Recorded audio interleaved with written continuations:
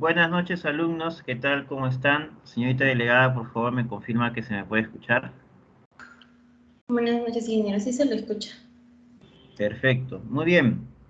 Señores, a ver, ya hemos culminado, pues, el primer avance, el segundo avance, el examen parcial. Ya tienen sus notas de P1, P2, P3 y P4.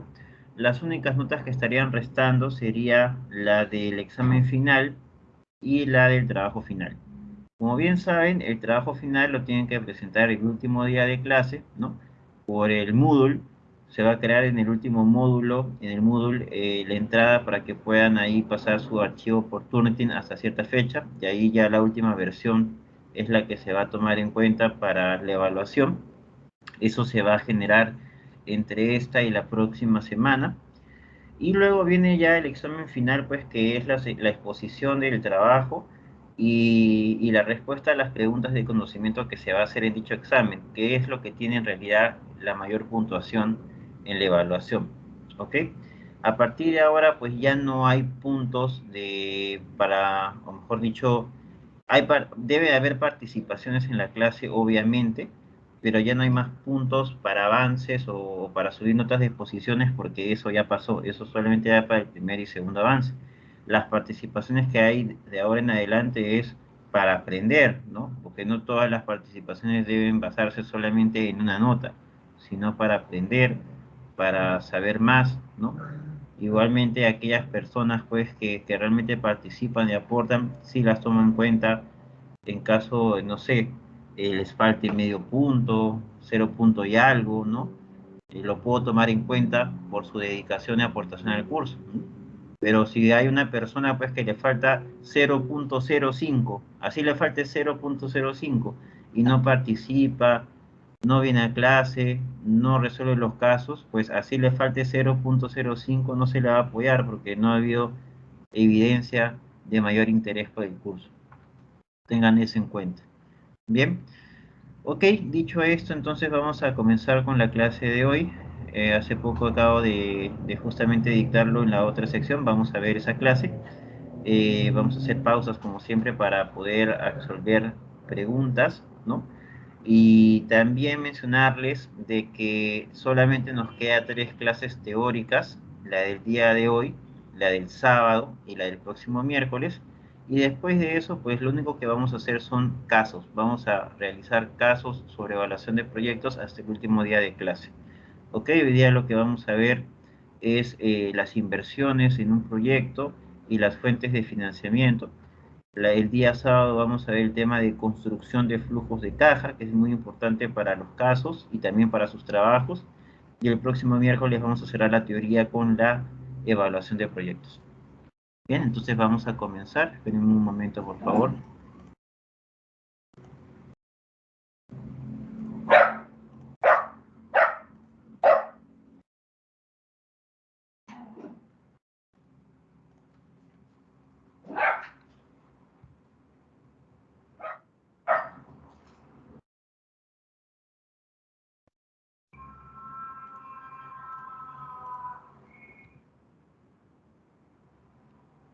Señorita delegada, ¿se puede ver la pantalla?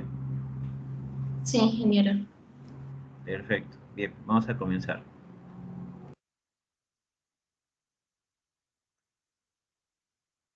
Entonces, dicho esto, vamos a comenzar la sesión de hoy y vamos a ver lo que corresponde a la inversión inicial.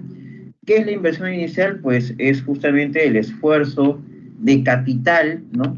Que tiene que hacer un inversionista o una empresa para poder poner en marcha un proyecto, ¿no? Sea emprendimiento, sea una mejora interna de la empresa.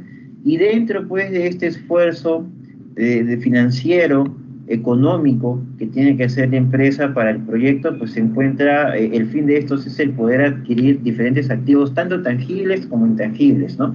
Tangibles, por ejemplo, maquinarias, equipos, infraestructura, e intangibles, más relacionados, por ejemplo, a derechos que debe contar la empresa como licencias, patentes, ¿no? O también incluso softwares, entre otras cosas más. Dentro de la inversión inicial existen 3 grandes tipos de inversiones. Una de ellas, o las dos primeras, ya las hemos visto en clases pasadas gracias a la depreciación y la amortización, ¿no? Que son los escudos fiscales, justamente estos dos tipos de inversiones. Uno de ellos es la inversión en activos tangibles, que a esta altura pues ya sabemos que tiene que ver con las adquisiciones de bienes a largo plazo que va a utilizar la empresa para su proceso de transformación, ¿no? En un momento vamos a ver ejemplos de activos tangibles que ya ustedes saben cuáles son porque los hemos nombrado cuando hemos visto el tema de la depreciación. Porque como bien sabemos, solamente para recordar, la depreciación es la pérdida de valor que te reconoce el fisco por la utilización de tus activos tangibles, ¿ok? Esa misma lógica tiene la amortización, solamente que la amortización aplica a los activos intangibles. La inversión en activos intangibles es pues el esfuerzo económico que se hace justamente por contar con estos derechos o estos activos inmateriales, ¿no? Que le sirven a la empresa también para su correcto funcionamiento. En un momento vamos a ver también ejemplos de ellos. Luego tenemos el capital de trabajo. El capital de trabajo es la inversión en realidad más importante de todas. En este punto quisiera comentarles que un evaluador de proyectos es principalmente un centralizador de información, porque no es que el evaluador de proyectos en una empresa, por ejemplo, va a ser el que va a hacer las proyecciones de ventas o el cálculo de todos los costos, ¿no? O incluso la determinación del monto de las inversiones, ¿no? O sea, el evaluador de proyectos lo que hace es solicitar esta información a todas las áreas que trabajan o que deberían trabajar esta data. Pero hay algo que el evaluador de proyectos sí o sí tiene que hacer por cuenta propia. ¿Qué es eso? La determinación del capital de trabajo, ¿ok? El capital de trabajo sirve para financiar, en pocas palabras, la primera producción de la empresa antes de recibir sus primeros ingresos por ventas, ¿ok?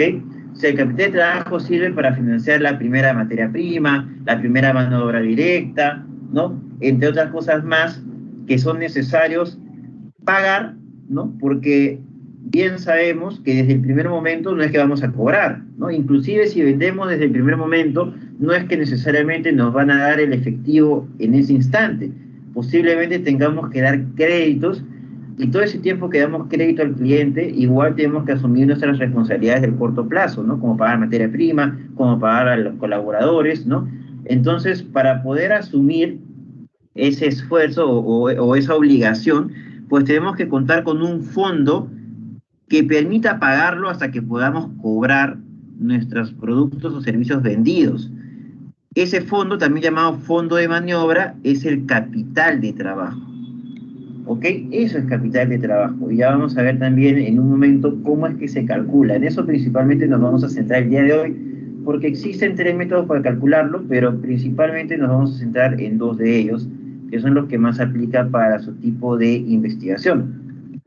Ahora, dentro de lo que es la determinación de la inversión inicial, se suele considerar un concepto llamado imprevistos, que tiene que ver, ¿no?, con montos adicionales que se consideran en el caso de que haya variaciones en los costeos realizados para las inversiones, porque podría darse, ¿no? Cuando uno hace una evaluación de proyecto, no es que te la prueban en el mismo instante en el cual cotizaste y al día siguiente ya estás implementando.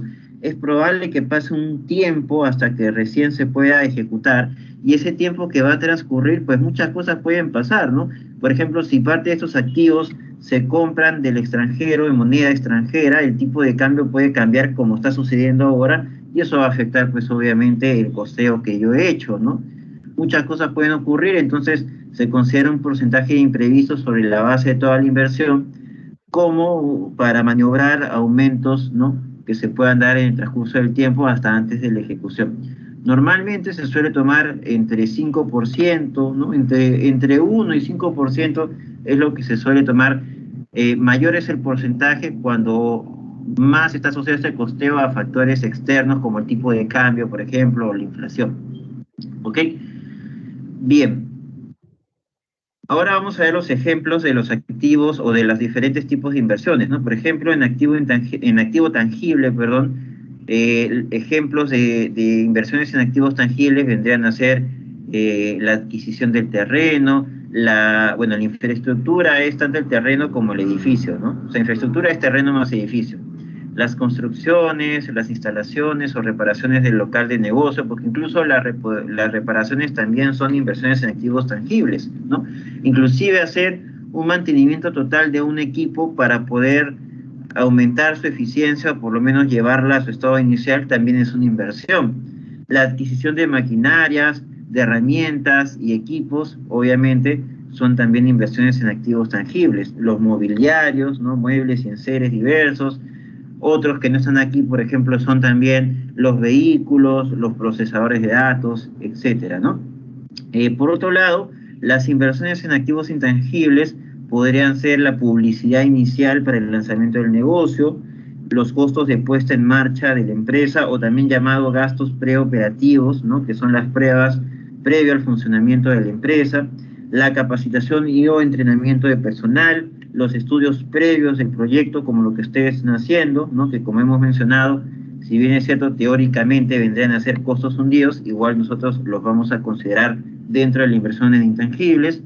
La constitución formal de la empresa, que es un derecho con el cual debemos contar para el funcionamiento del mismo, los derechos de propiedad intelectual o industrial, como por ejemplo patentes, licencias, marcas, etcétera. Los softwares, ¿no? También son inversiones en activos intangibles. Bien, otro lado está el capital de trabajo, que si bien veamos cuáles son los conceptos de capital de trabajo: materia prima, sueldos, alquileres, ¿no? Ustedes se preguntarán en este momento, profesor, pero yo no estoy viendo ahí inversión, yo lo que estoy viendo son costos. ¿No me había dicho acaso usted que los costos no son iguales a las inversiones? Es correcto, pero tal como les había adelantado, el capital de trabajo es un fondo que se llama fondo de maniobra para poder pagar estas obligaciones de corto plazo como los sueldos, la materia prima, hasta que podamos recibir nuestros primeros ingresos y de esa forma pues recuperar ese dinero que hemos adelantado, ¿no? Por el inicio de las operaciones. Y se le llama inversión porque ni bien recuperemos ese dinero, nuevamente lo vamos a invertir. ¿Por qué? Porque así funciona el ciclo operativo, ¿no? Constantemente recuperamos, invertimos.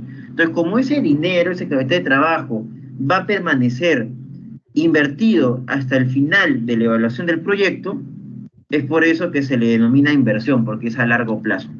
Solamente que este capital de trabajo podría incrementar si es que las actividades comerciales y productivas de la empresa también aumentan, pero solamente incrementaría en su variación, no en un adicional. Eso vamos a ver en un momento. ¿Ok? Bueno, la suma de todos estos conceptos más los imprevistos viene a ser la inversión total del proyecto. Bien, antes de entrar a fondo al tema de capital de trabajo, porque ahí vamos a ver cómo es que se determina, quisiera saber hasta este punto si es que hay alguna pregunta. Por ende, voy a darles 3 minutos para que escriban sus preguntas en el chat.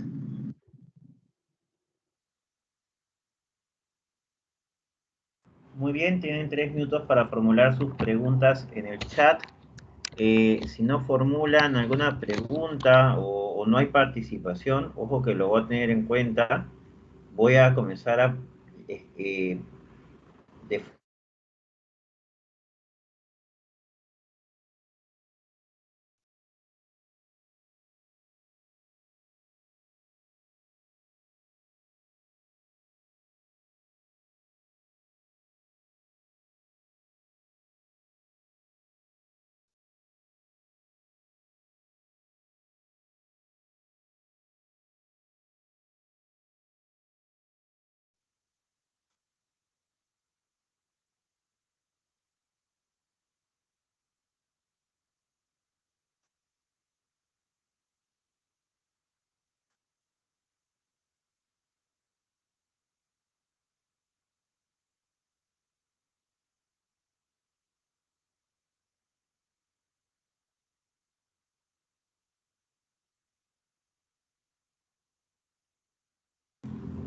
Señor Hilario, no sé a qué se refiere. Yo lo que estoy indicando es si es que tienen alguna pregunta. No sé por qué me dices si podría ser Netflix ejemplo de qué.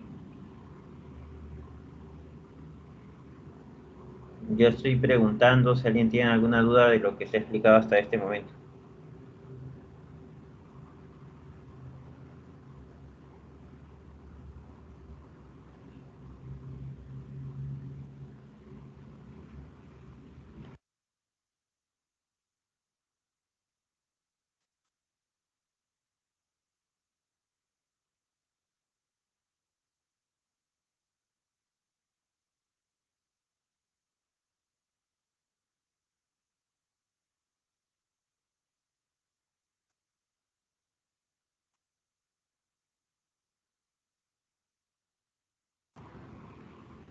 Señor Orihuela menciona si podría explicar otra vez los costos de inversión. O sea, ¿se refiere a todo? ¿O cuál es su duda específicamente, señor Orihuela? Por favor, escríbala en el chat. Porque hemos explicado la diferencia entre costos e inversión. La diferencia, ok. Bueno, la diferencia entre costos e inversiones es que los costos son egresos que se dan en el corto plazo para bienes de consumo o recursos de consumo de la empresa para su proceso de transformación. Sin embargo, las inversiones son egresos que se dan para la obtención de activos tangibles o intangibles que sirven para la transformación a largo plazo. Y digo a largo plazo porque esos activos o derechos se mantienen a lo largo del tiempo.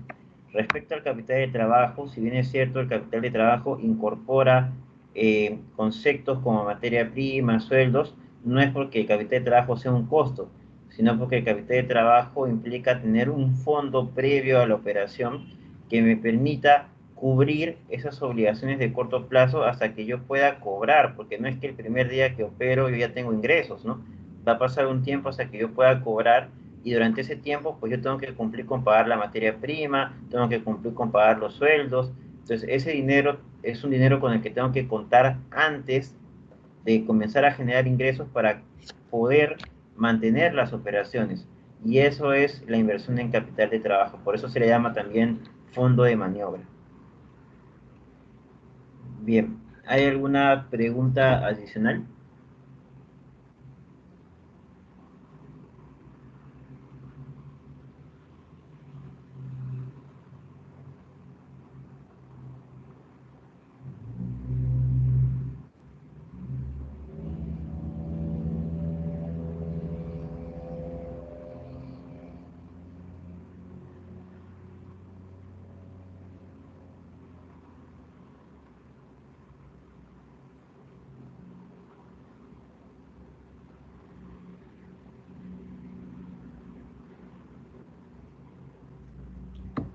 Bien, si no hay más preguntas, continuamos entonces.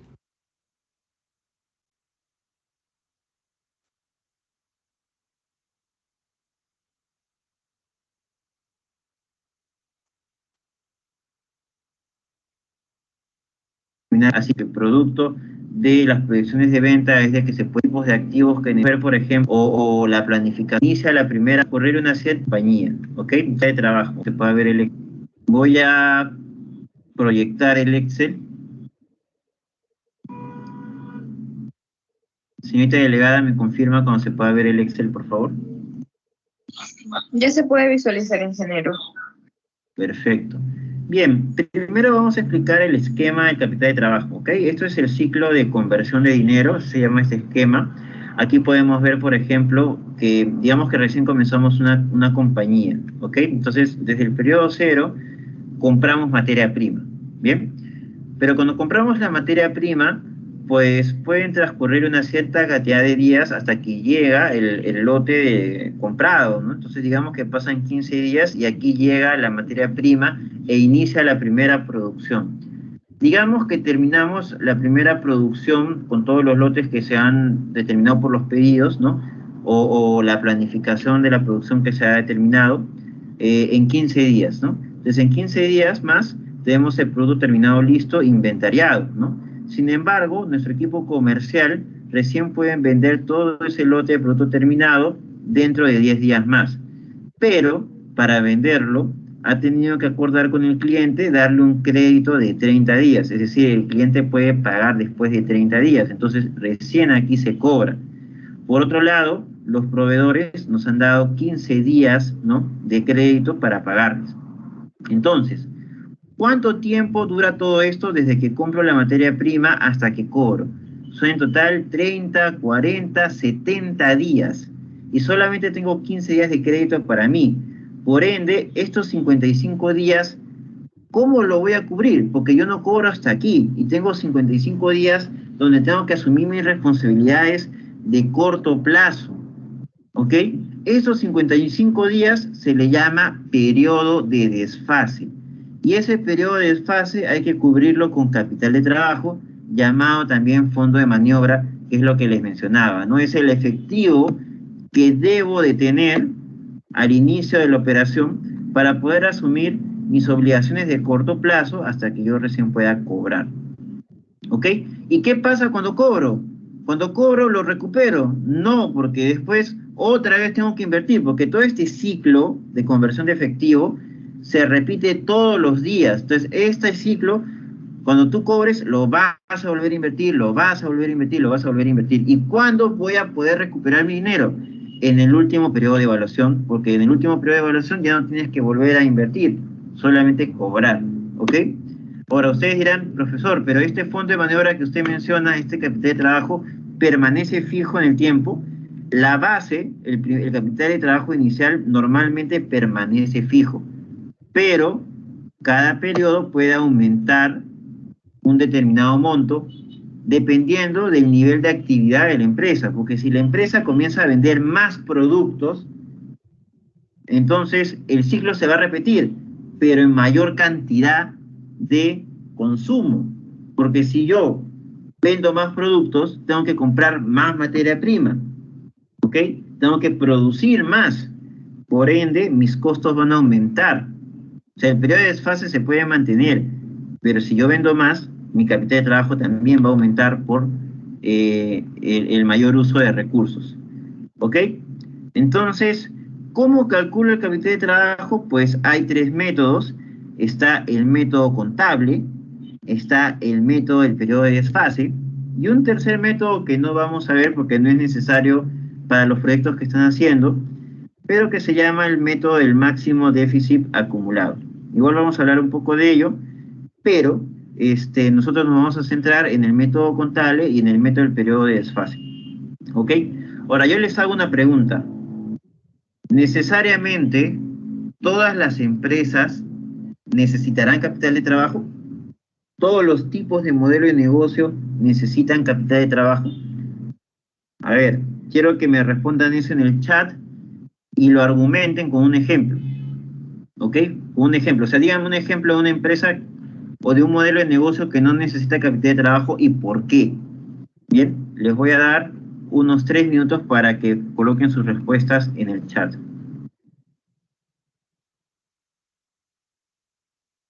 Muy bien, tienen 3 minutos para colocar sus respuestas en el chat.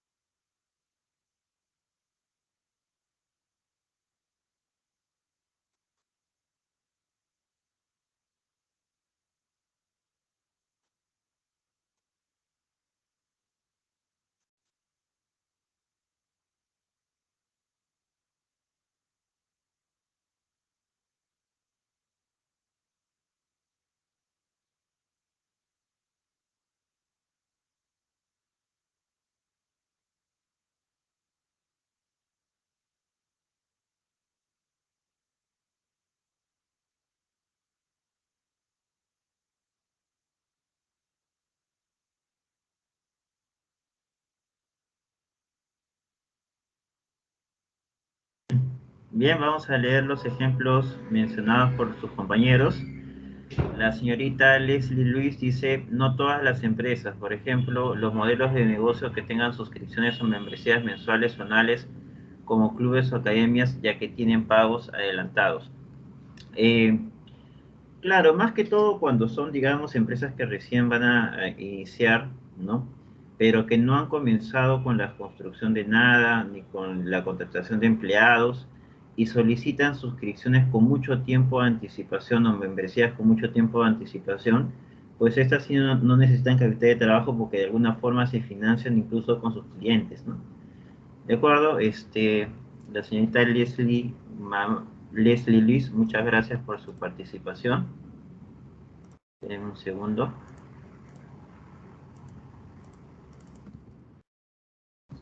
Es la sección 1. Ojo que les estoy repitiendo que no se está dando puntos de participación, ¿no? Por si acaso, de ahí no quiero confusiones al final del ciclo. Solamente estoy tomando nota de aquellos alumnos que aportan, solamente como conocimiento. A ver, el señor José Carlos Flores menciona un ejemplo sería las cadenas de supermercados, ya que ellos venden sus productos con mucha frecuencia. El modelo de negocio de los supermercados efectivamente no necesitan capital de trabajo, pero no es porque venden sus productos con mucha frecuencia, es por otro motivo. La señorita Karina Vázquez indica así porque el proyecto no podría iniciar sus actividades y no generaría ingresos. No sé qué está respondiendo porque la pregunta o lo que se ha solicitado es un ejemplo de empresas o modelos de negocio que no necesitan capital de trabajo y por qué.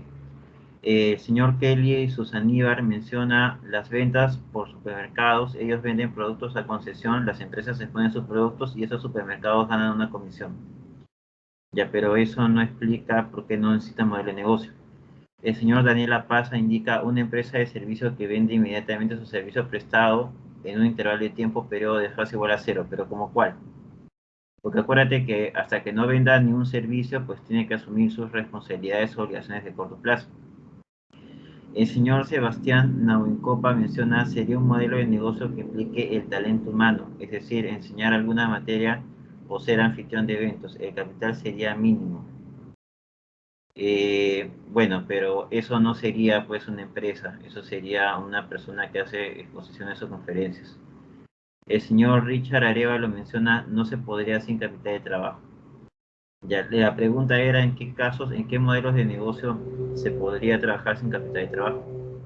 La señorita Nayeli Andía menciona, sí, porque al iniciar el proyecto se debe contar con el dinero necesario para cubrir las obligaciones.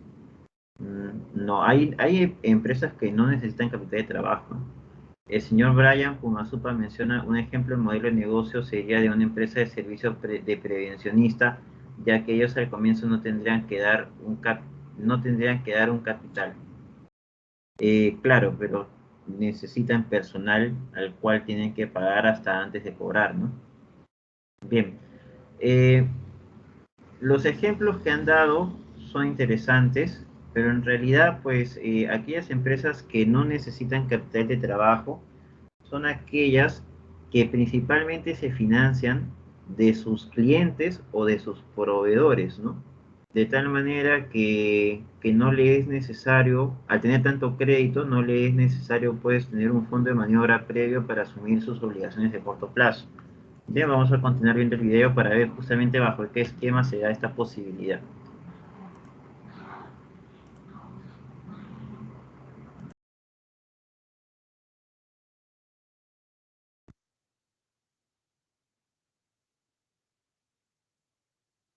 Yo lo esto más, si no comienzo a preguntar. Cuando hay un sentido, inclusive quería dan su analizan que vende. En este caso es de trabajo. Tienen proveedores en este mismo momento código. Ellos compran lo que habían mencionado. Sí se puede ver el Excel, César. Perfecto, gracias Luis. Bien, como buen ejemplo que habían mencionado hace un momento, una empresa retail como un supermercado, pues efectivamente no necesita inversión en capital de trabajo, porque fíjense cómo es su esquema de conversión de efectivo. Ellos compran los productos y digamos que llegan después de 15 días, y cuando llega el producto normalmente rota en 5 días. O sea, vende y en ese mismo momento cobra, porque el cliente cobra, paga en efectivo o con tarjeta, ¿no? Que se cobra a lo más en 1 o 2 días, ¿ok? Sin embargo, tus proveedores les exigen, a los proveedores les exigen un crédito de hasta 90 días en promedio, ¿no? Entonces, fíjense, tienen crédito por 90 días y aquí cobran, no necesitan capital de trabajo. ¿Eso significa que no deberían tener acceso a ningún crédito porque hacen mal, profesor? No. ¿Qué pasa? Es de que así es el modelo de negocio de este tipo de servicios, ¿ok? Y ustedes se preguntarán, pero profesor, si tiene mayor, digamos, monto acreedor, ¿no? Significa que ningún banco o entidad financiera le va a prestar dinero, ¿no? Porque en este caso los pasivos son mayores que los activos, ¿no? Pues no necesariamente, porque así funciona el modelo de negocio en general de las empresas, de los supermercados en este caso, y eso lo saben muy bien las entidades financieras. En realidad las entidades financieras o los funcionarios comerciales, cuando evalúan a una empresa para darle un crédito, no le evalúan producto de su relación pasivo-activo. Esa es una variable mínima que se considera en la evaluación. Lo que se considera principalmente es el ratio de cobertura, que es algo que vamos a ver más adelante, después lo vamos a explicar, ¿ok? Pero es con el ratio de cobertura. En este caso, pues esta empresa no necesita capital de trabajo. Si no necesita capital de trabajo, no hay inversión en capital de trabajo. Van a haber proyectos que van a tener ustedes donde quizás no necesita capital de trabajo, ¿no? Por ejemplo, las empresas que brindan servicios no van a tener este tiempo acá de materia prima, porque no hay materia prima que adquirir, ¿no? Y probablemente cobren al instante, entonces tampoco tengan capital de trabajo. Pero igual tienen que argumentarlo haciendo el esquema de ciclo de conversión de efectivo. Igual tienen que hacerlo, ¿ok? Para poder argumentar por qué no necesitan capital de trabajo. ¿Bien? ¿Ok? Ahora vamos a ver los métodos para calcular capital de trabajo. Como les dije, son 3 métodos. El único método que no vamos a ver cómo se determina es el método del periodo del máximo déficit acumulado, que es un método que aplica más que todo para los proyectos relacionados a empresas agroindustriales o hidroeléctricas incluso. ¿Por qué? Porque este tipo de empresas pues tienen pérdidas de efectivo durante un largo plazo y esas pérdidas se van acumulando, hasta que en algún momento se comienza a generar ganancias y comienzan a reducirse esas pérdidas. Pero mientras se vaya perdiendo, se va generando una acumulación de pérdida y cuando se llega al máximo pico de pérdida, ese máximo pico de pérdida es el que se va a considerar como el capital de trabajo que se necesita para ese proyecto. Pero ninguno de los proyectos que ustedes están haciendo tiene que ver con un emprendimiento agroindustrial o una hidroeléctrica o una termoeléctrica o incluso una empresa minera, ¿no? Entonces, por ende, pues no vamos a andar en eso. Eso es algo seguramente que van a ver más cuando lleven ya sus estudios de posgrado. Nos vamos a centrar para ingeniería, ¿no? Que en esto pues necesitamos ver lo más práctico, lo más común, que vendría a ser el método contable y el método del periodo de desfase. Respecto al método contable, pues el método contable, la inversión en capital de trabajo se determina restando el activo corriente operativo, restándole el pasivo corriente operativo. Ustedes han llevado sus cursos de costos, de finanzas, ¿no? Y ya saben, pues, qué es activo, me imagino, ya saben qué es activo, qué es pasivo y qué es patrimonio, ¿no? Dentro de los activos, pues, están los activos corrientes, que son los que se convierten en efectivo en más corto plazo, y los activos no corrientes, ¿no? Que son los que son más difíciles de convertir en efectivo en el corto plazo. Bien, y dentro de los pasivos también se encuentran los pasivos corrientes que tienen que ver con nuestros deberes o deudas a corto plazo, menor a 1 año, y los pasivos no corrientes, ¿no? Que son de más de 1 año, ¿no? En este caso, para la inversión en capital de trabajo es activo corriente operativo menos pasivo corriente operativo. ¿Qué significa operativo? Que no vamos a tomar ni activo corriente financiero, ni activo corriente, perdón, ni pasivo corriente financiero, como por ejemplo, intereses ganados por colocar efectivo pues en productos financieros, eso sería un activo corriente financiero, o por ejemplo, las deudas, ¿no? Las deudas financieras que se tengan con instituciones bancarias, ¿no? Eso también sería un pasivo corriente financiero. Eso no lo vamos a considerar, solamente vamos a considerar los operativos para el capital de trabajo. ¿Y cómo se calcula esto específicamente? Pues digamos que queremos hallar la inversión en capital de trabajo del año cero, ¿ok?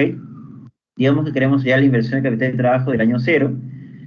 Y entonces, para ello, tenemos que calcular el activo corriente operativo del año 1 y restarle el pasivo corriente operativo del año 1. El activo corriente operativo del año 1 vendría a ser las cuentas por cobrar del año 1 más los inventarios del año 1. Cuando analizamos una empresa en marcha, también se agrega a esto el efectivo con el cual cuenta la empresa en el año 1.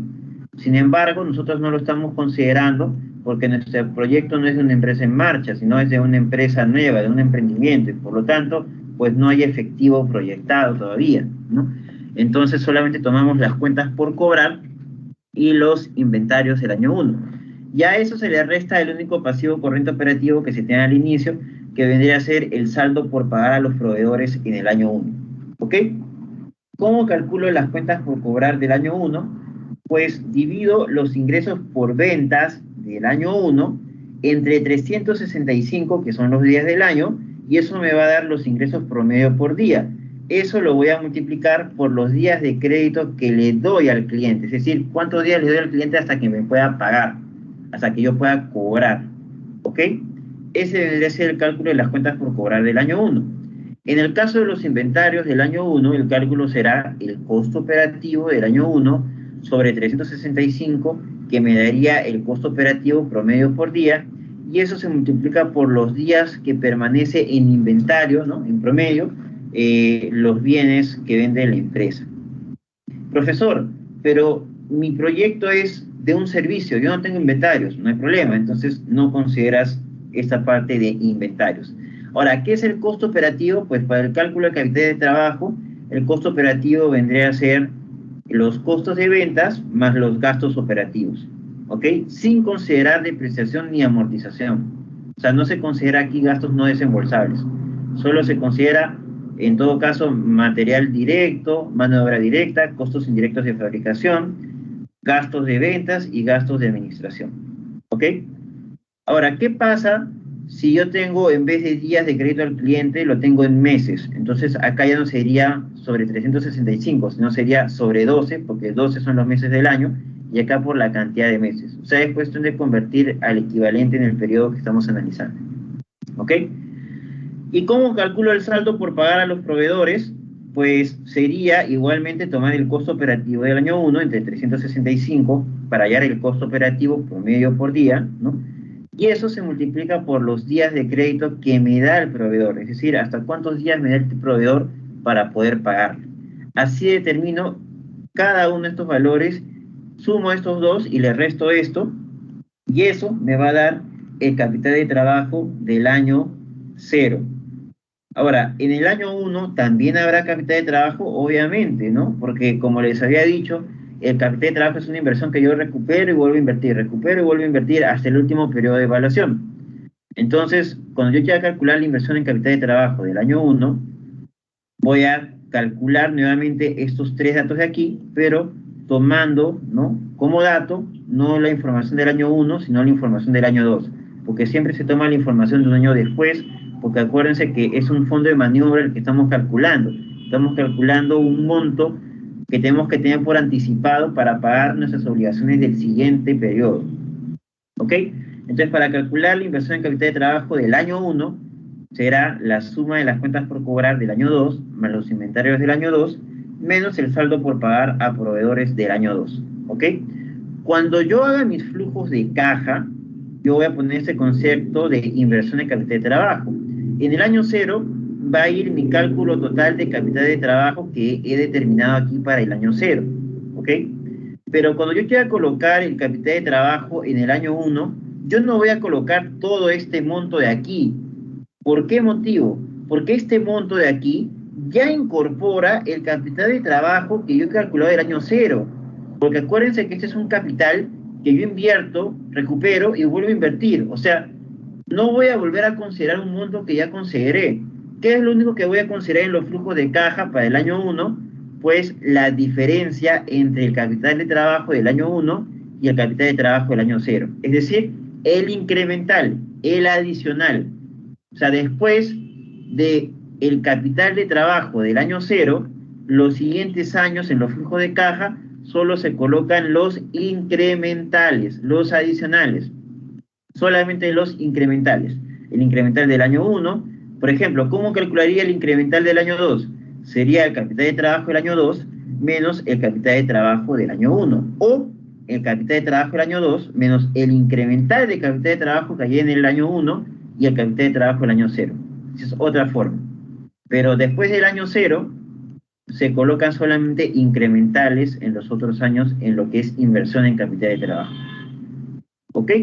Ese es el método contable. ¿Hay alguna pregunta sobre esto? Si hubiese alguna pregunta, por favor lo escriben en el chat. Les voy a dar un par de minutos.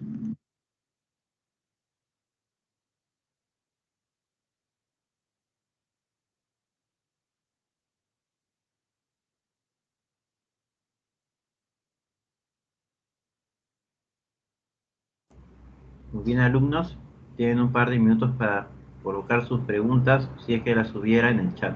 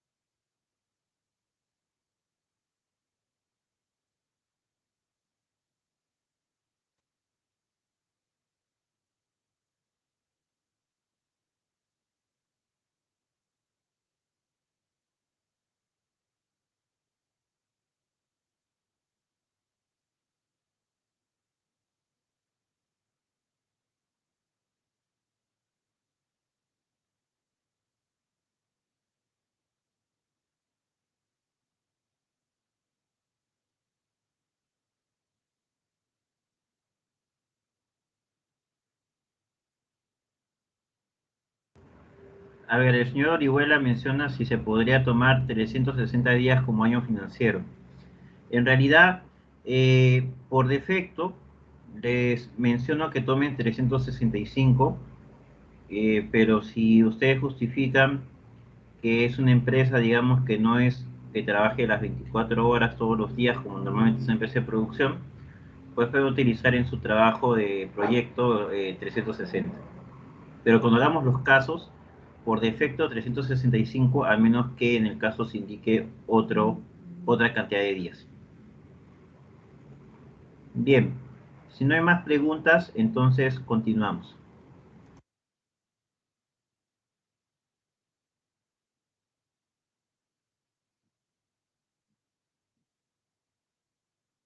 Dependiendo del tamaño de la empresa o no es la información con la que cuentan para ver hace un momento. Aquí lo que necesitamos es hacer el siguiente método, que es el método del periodo de desfase. El método del periodo de desfase es más simple, solo que aquí lo que necesitamos es sí o sí determinar el esquema de conversión de efectivo. Como es el que les he explicado hace un momento, ¿no? Este es el que vimos hace un momento. Pues para poder calcular el capital de trabajo mediante este método, lo único que hay que hacer es tomar los costos operativos, ¿no? Que ya les he dicho que es el costo de ventas más el gasto de ventas y el gasto de administración, ¿no? En este caso el año 1, porque quiero hallar el capital de trabajo en el año 0. Lo divido entre 365 para determinar el costo operativo promedio por día, y eso lo multiplico por los días de periodo de desfase, que según este ejemplo que vimos hace un momento, suman 55 días, ¿no? Eso me da directamente la inversión en capital de trabajo del año cero mediante este método. Para hallar el capital de trabajo del año 1, haré lo mismo, solo que tomaré los costos operativos del año 2 entre 365 por los días de periodo de desfase, y para colocar en el flujo, pues le restaré el del capital de trabajo del año 0, porque solamente van incrementales. La lógica es la misma, van solo incrementales.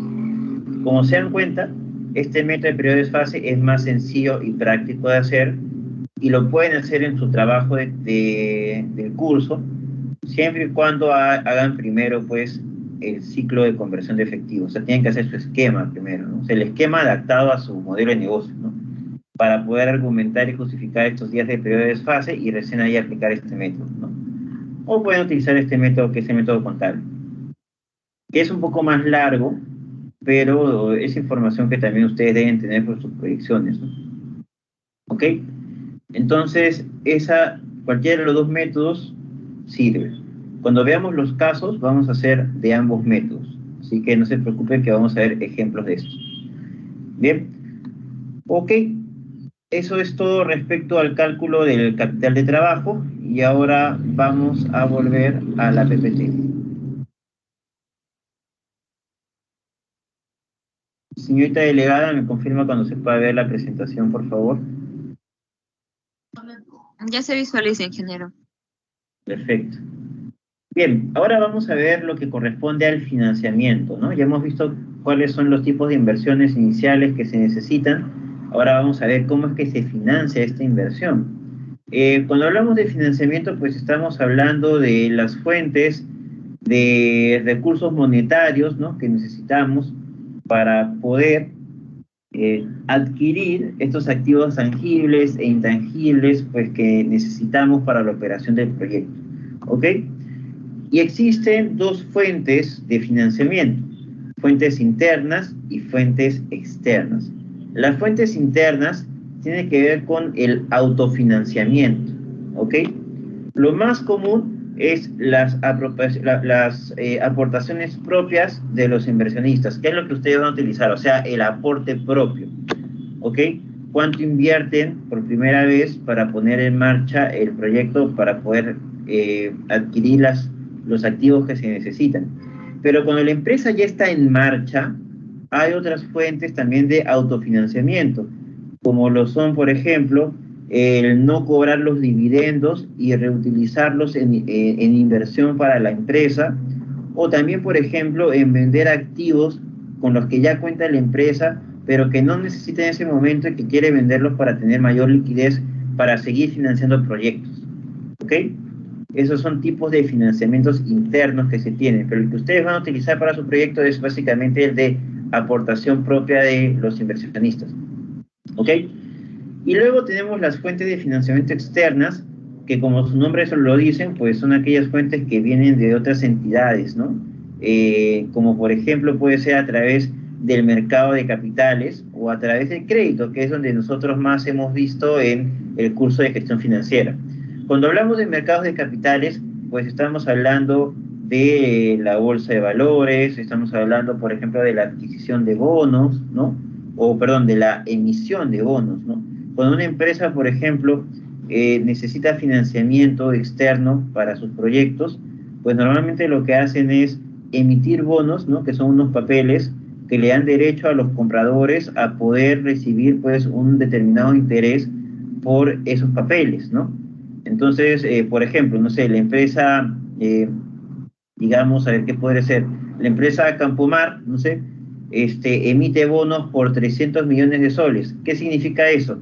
Que van a haber inversionistas que van a comprar estos bonos, en total va a recibir 300 millones de soles Campomar, y con eso va a poder hacer sus proyectos, ¿no?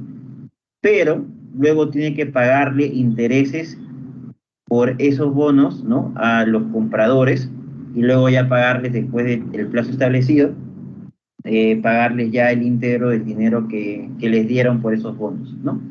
Eso vendría a ser una fuente de financiamiento. Otra es generar acciones y participar en bolsa, ¿no? Para poder tener también mayor entrada de efectivo para los proyectos. El único riesgo ahí de entrar a bolsa es que podría perderse el control de la empresa, ¿no? Si es que hay inversionistas que compran más acciones, ¿no? ¿Ok? Entonces, eso tiene que ver con el mercado de capitales, pero nosotros no nos vamos a centrar en eso, nos vamos a centrar en lo que es la parte de crédito, que es lo que ustedes han visto en gestión financiera. En gestión financiera, pues ustedes me imagino que han visto los dos tipos de créditos que hay con entidades financieras, ¿no? Que son los créditos de largo plazo y los de corto plazo, como son los préstamos y las líneas de crédito, ¿ok? Los préstamos, pues, son, digamos, financiamientos para montos normalmente altos que se dan, pues, a un plazo mayormente mayor a un año, ¿ok?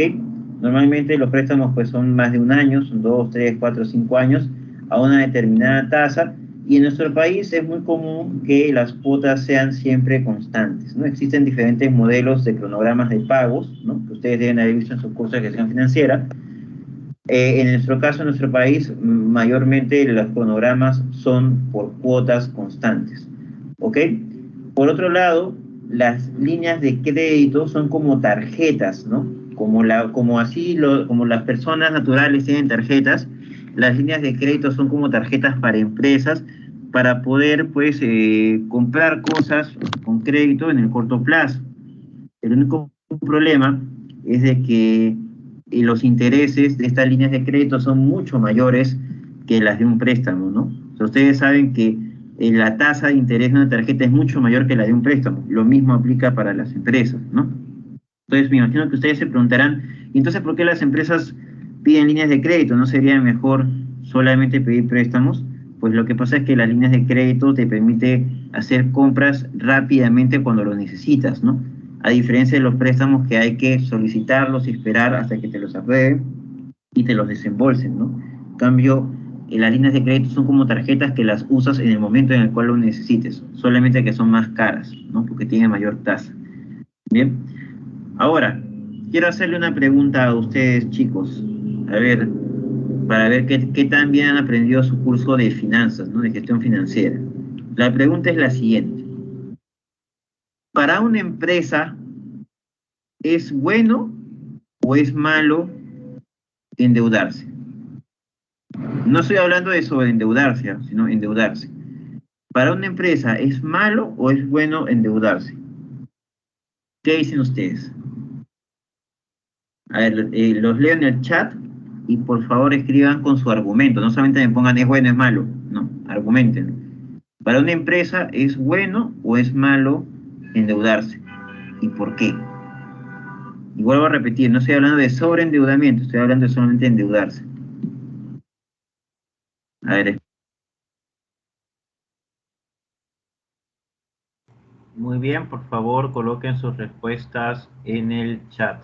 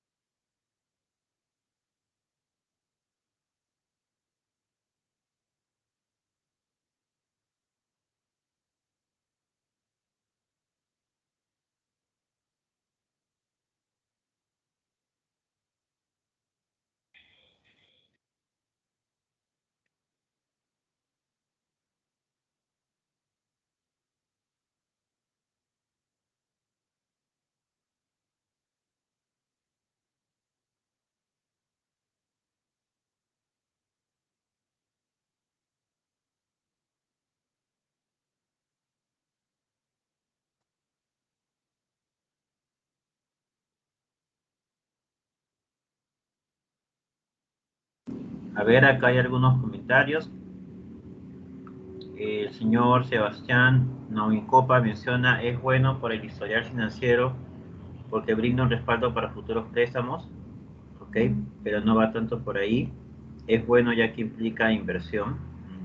No exactamente. Depende si la deuda es invertida y la rentabilidad generada es mayor que el interés pagado por la deuda. En este caso sí sería bueno. Ya. El señor Javier Hilario menciona, sí es bueno endeudarse porque la empresa al aportar menos capital genera el efecto del apalancamiento financiero que consiste en obtener más beneficios debido a que nuestra inversión es mayor y mejora nuestra rentabilidad. Es un buen negocio endeudarse si sabemos que la inversión se concretará y la deuda se pagará con nuevas ganancias. Ya, eso está más cercano, ¿ok? Eso está más cercano. A ver, el señor José Carlos Flores menciona, es bueno ya que el dinero con el que se va a endeudar no es de la empresa, y al no mover el patrimonio de la empresa y aumentar las utilidades, el ROE también va creciendo. A ver, señor José Flores, por favor, active su micrófono y dígame qué es el ROE. ¿Por qué es importante el ROE en una empresa? ¿Se me escucha, ingeniero? Sí, sí le escucho. El ROE es el que mide la rentabilidad obtenida por la empresa, ¿no? Y es lo que mide. Ya, pero el ROI también mide rentabilidad en una empresa y el ROA también. ¿Por qué el ROE es el más importante? Porque esto es lo que mide el rendimiento del capital, ¿De qué capital? ¿De quién? del financiamiento, ¿De quién? Disculpa, no te escuché bien. ¿De quién? del financiamiento de sus propios fondos, del financiamiento de sus propios fondos. Del financiamiento de sus propios fondos. Entonces, el ROE sería sobre los activos, porque los activos es sobre todo los financiamientos para obtenerlos. ¿Es correcto eso? ¿El ROE es en base a los activos entonces? No, el ROE es a base de su beneficio neto, de su propio beneficio neto. Pero el ROE y el ROI y el ROA en los tres casos se calcula con el beneficio neto. ¿Cuál es la diferencia en todo caso?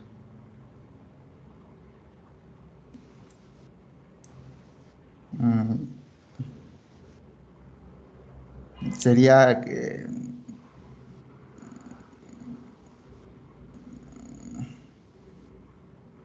sería, ¿no?, que mide el beneficio neto a relación a relación de sus fondos propios, De sus fondos propios. Se refiere al patrimonio. al patrimonio, sí. Ok, bien. Ya puedes activar su micrófono. El señor David Almonacid menciona, es bueno tener una deuda, si es crediticia mejora la rentabilidad y eso afecta a mejor capacidad de adquisición a futuro. Si es bueno endeudarse, ya que con ese dinero se puede adquirir nuevas maquinarias, incrementar las ventas, depende, ya que puede ser bueno para financiarse y equilibrar el balance general con los activos y capital de trabajo, aumentar la rentabilidad como lo malo, porque el interés puede generar más gastos. El interés es un gasto. El señor Brian Pumasupa menciona, es bueno endeudarse cuando los activos dan un rendimiento activo a las ventas para así aumentar su rentabilidad. ¿Ok? La señorita Karina Vázquez menciona, es bueno, pero no debería de sobrepasar el nivel óptimo. Ok, bien, la mayoría de las respuestas pues se acercan a lo correcto. Bien, son respuestas interesantes. Vamos a ver cuál es la respuesta correcta a continuación.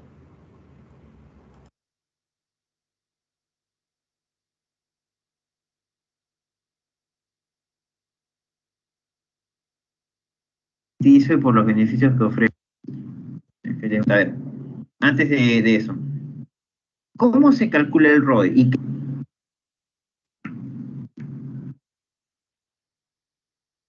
el ROE? De eso. Indicador de última mención.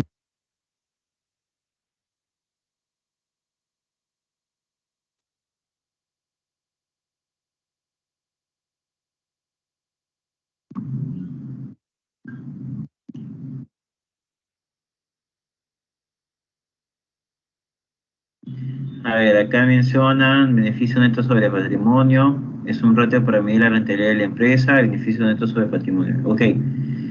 Efectivamente, el ROE es utilidad neta sobre patrimonio. Ese es el ROE, ¿no? El ROE es el principal indicador de rentabilidad de las empresas.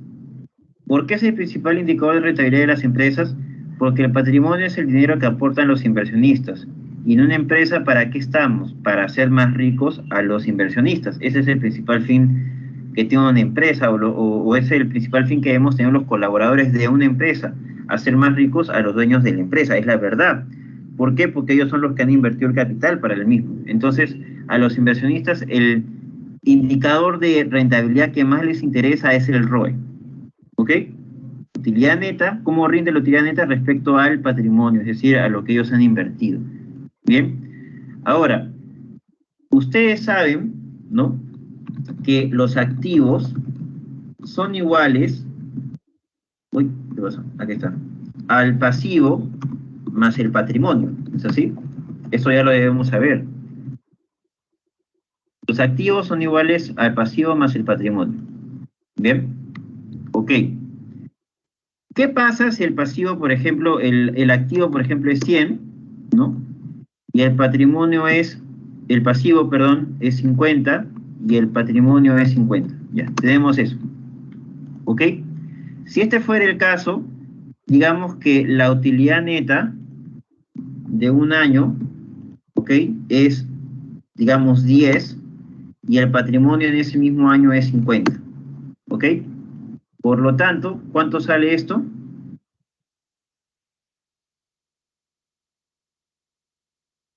Eso saldría 0.2, ¿no? 0.2, sí, ¿no? Ya, 0.2. Ese sería el ROE de la empresa. Bien. Ahora, esto es en un determinado año. Pasa un año más y digamos que los activos ahora aumentan en 200. ¿Ok? El aumento del activo en 200, esto le vamos a poner activo año 1, y esto le vamos a poner activo año 2. El aumento del activo en 200 se da porque se han dado mayores inversiones en activos tangibles que permiten aumentar el rendimiento de la empresa y por lo tanto se genera una utilidad neta mayor. Digamos que ahora el ROE en el año 2, vamos a ponerlo acá, el ROE en el año 2, porque esto es en el año 1, el ROE en el año 2 ahora tiene una utilidad neta, digamos, de 20, todavía no vamos a poner cuando tiene el patrimonio, pero tiene una utilidad neta de 20, producto de que se ha aumentado los activos en 200. ¿Ok? Bien, si el activo ha aumentado en 200, eso significa que también tiene que haber aumentado el pasivo y el patrimonio, ¿no? ¿Qué pasa si yo he aumentado más el pasivo? ¿Qué significa que he aumentado más el pasivo?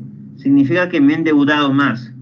Si yo me he endeudado más para poder lograr ese nivel de activos, es porque ahora ya no tengo 50 de pasivos, sino tengo 150 y tengo 50 de patrimonio. Es decir, he mantenido mi patrimonio.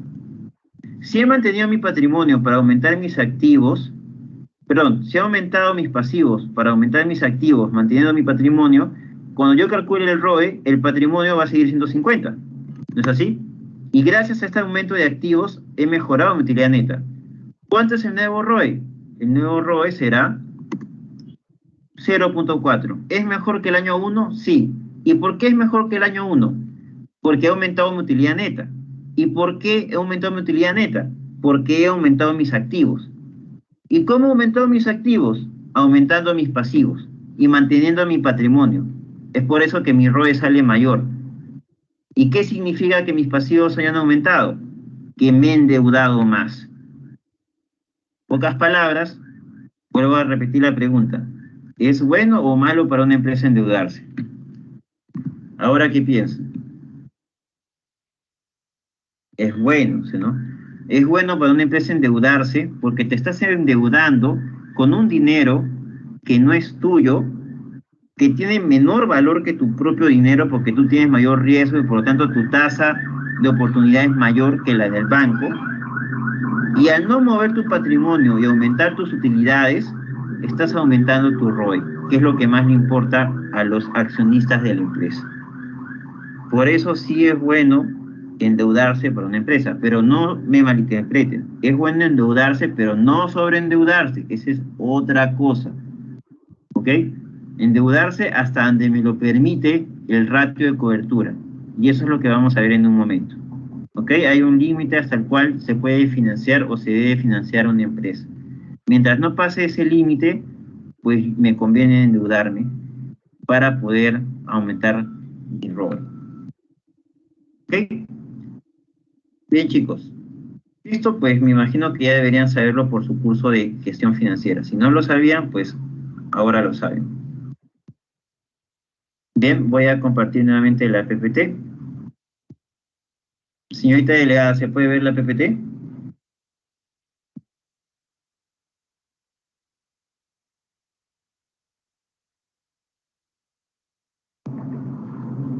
Señorita delegada.